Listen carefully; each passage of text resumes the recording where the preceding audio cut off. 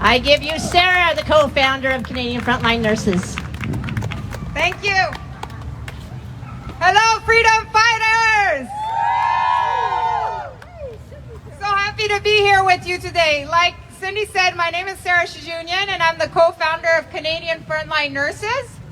For those of you who don't know who Canadian Frontline Nurses, we are proud advocates for medical freedom. Our mission is to educate the public, unite as many nurses as possible, and bring the ethics back into healthcare. We envision a future with a bigger focus on preventative care, natural treatments, and treating the person as a whole. Yes. So I've been a nurse since 2004, and I worked in a nursing home for most of my career. And when you work in a nursing home, it's easy to see that the government doesn't care about these people. I don't know if you all know, but the government gives half the money for food rations daily to residents in nursing homes that they do to prisoners.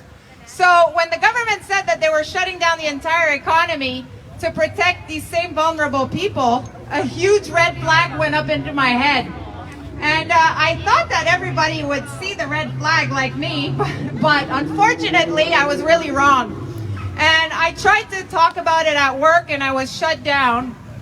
And I was also chief steward of the union.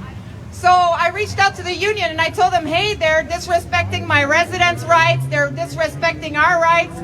And they turned around and told me, don't you care about your residents? And so I'm a single mother of 3.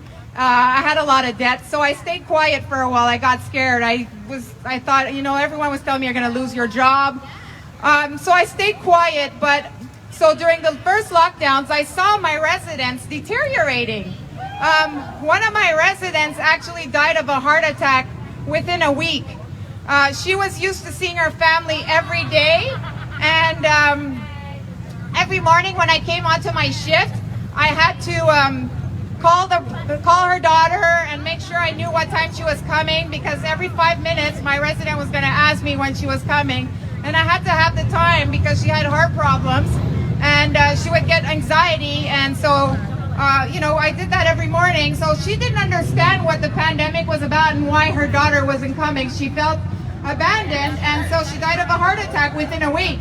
Apart from that, when you work in a nursing home, you know that how important families are.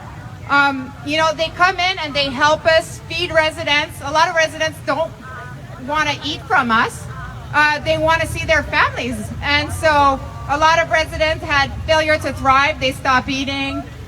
You know, they just give up on life. Nursing homes are the last stop for many, and all they have is their loved ones, and that's what keeps them alive. And another thing that was very detrimental, and that was crimes against humanity, is that they couldn't even come in to see them. They can only come 15 minutes if they were about to die. And a lot of them, you know, when they're about to die, they're not even conscious. And I thought that was disgusting. So at some point, I couldn't shut up anymore, and I decided to speak out.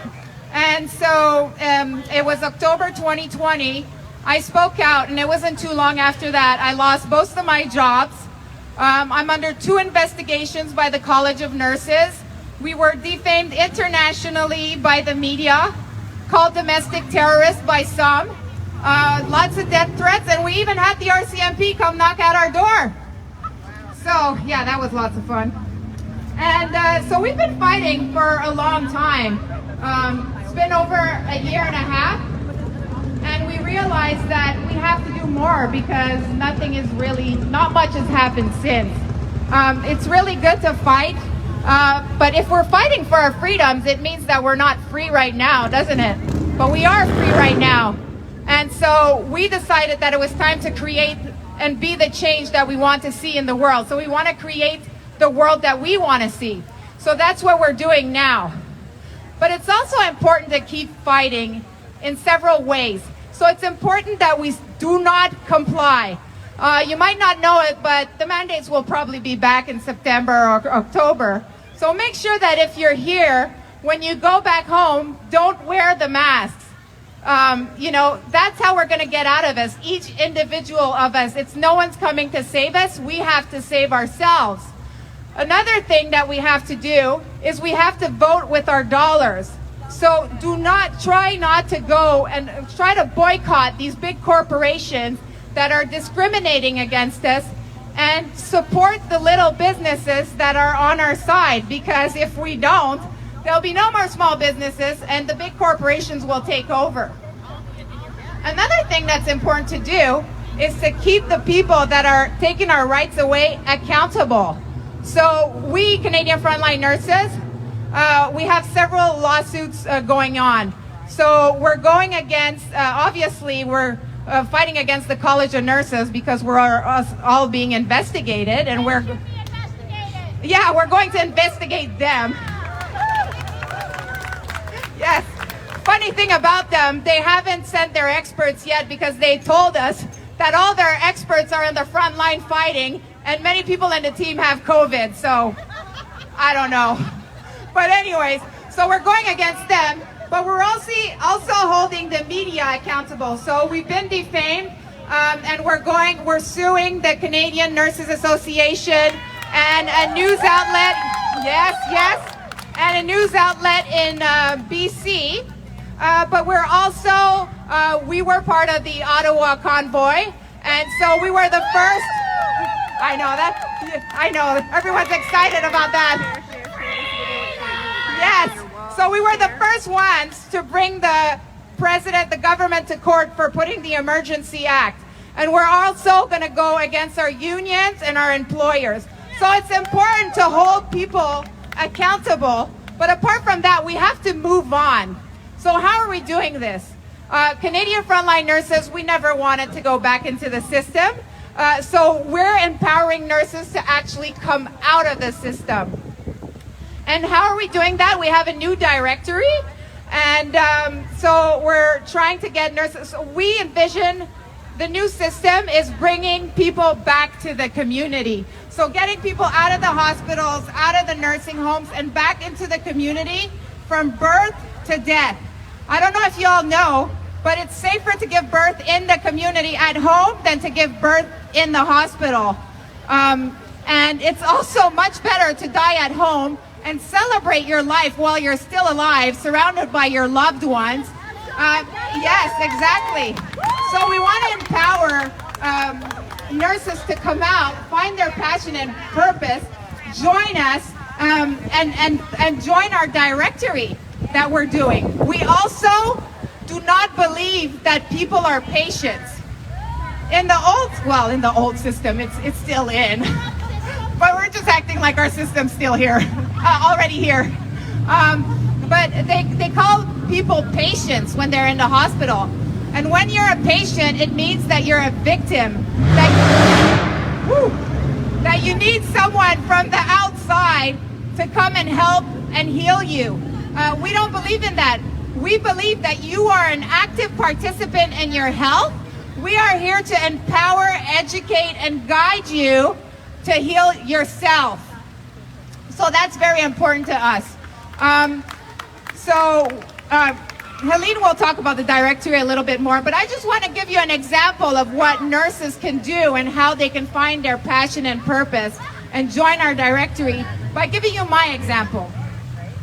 So in 2017, I was diagnosed with fibromyalgia, which is, nobody knows what fibromyalgia is in the medical system, but they do know, they say it's a long-term disability. And so it took them 2 years to find out what I had, so I did a lot of tests, and I was like, oh my God, I'm gonna die before they find out what I have. So I decided to do a little research, and I found out that fibromyalgia is all about toxicity. But then when the medical industry found out that I had fibromyalgia, they tried to put me on 5 pills, for each symptom that I had. And really dangerous pills like painkillers and sleeping pills. But since I had done my research and I knew it was about toxicity, I was like, I'm pretty sure those medications are toxic and going to make me worse. And what happens is that you take these medications and you become tolerant, and then you need more, you need more, you need more until you can't take anymore. And then it is a long-term disability because you can't move. So I decided to take my health in my own hands. And what do they mean by toxicity? Toxicity is any kind of stress to your body, but trauma causes a lot of toxicity in your body. And I have a lot of trauma in my past, so I decided to join, to register at the Gatehouse, which is a safe space for survivors of sexual abuse, and I joined group therapy. And there I found out that I was really normal for what I was going through, and that I wasn't alone, and I was very empowered. So I got sober, I stopped drinking and smoking, and I started going to the gym. I lost 60 pounds, I started eating organic foods, I started taking amazing supplements, I just started taking care of myself and actually breathing, because I wasn't breathing, I was just holding my breath. So that helped. And then next thing you know, I didn't have fibromyalgia, the so-called long-term disability anymore. Thank you. So I was like, oh, that's weird. What is this medical industry talking about? But I loved my transformation so much that I became a facilitator at the Gatehouse, where I had done the support groups. And I started seeing that a lot of people who had trauma had somatic illnesses like fibromyalgia. And I was telling them what I did, and they were getting better too. So I founded Lighting Up Dark Corners to empower survivors to heal and rise. But back then I was still working my 2 jobs as a nurse, and I was a single mom. And it was always the last thing. I really wanted to do it, but I was so focused on being stuck in the system that it never happened. So now I've been fired, and I have a lot of time on my hands. Well, that's not true. I'm really busy with Canadian Frontline nurses, but now I've actually started doing it, and I just ran my first programs of 10 weeks, and it's going so well. I'm helping so many people, and I'm so happy about it. It's my purpose, so I feel amazing. It's helping me, and so I'm on the directory as a light worker, and so I've come out of the system, and I found my passion and purpose, and that's what I'm doing. So we want to empower everyone to do that. But also for our new directory, we have courses that people can take if they choose to, if they feel like they don't have a passion or purpose, even though I think everybody has one. But we have patient advocacy courses that nurses can take. We have birth companion courses. I know Cindy actually helped deliver the first baby in the... Oh yeah, she caught the first baby born in the community. The mom delivered. Oh yes, that's right. I have to stop saying that you delivered the baby. Sorry. But we're empowering nurses by we're going to offer a lot of courses like that for them. And we also have bi-weekly, we have webinars for our nurses. And we always invite someone powerful that's already come out the system and that thinks differently to come and inspire them. So a couple of weeks ago, we had Dr. Mein Schneider, who is born blind and now has his driver's license in California and helps people start seeing again. And he's like, that's not a real thing. You can fix your eyes. So stuff like that, right? So we have a lot of that. So we empower our nurses. They have discounts, and there's many things that they can do that we're going to empower them with. We also want to start offering courses maybe to help them become self-employed, because that's a problem that we're seeing. We're used to being in the system and having a 9-to-5 job, but it's all about empowering is what I'm trying to say. And we also want public members to join because we have discounts and offers for you too. And then you can also find a nurse, but we plan, and this is a long-term goal obviously, we're just starting up, but we want to have resources for you. For example, let's say you have a kid that has a high fever and you don't know what to do. Instead of going to the hospital, you would have a video that you can come and see on the website, and you'd know what to do and you'd feel comfortable doing it. So that's what we're doing right now. So we want, and it's not just nurses, right? So we're starting our new, creating a new paradigm, but every profession and every career can do the same. So we want to empower you to think that way and think that you can do it yourselves. You need to stand in your power. You decide what happens to you. You are the hero of your story.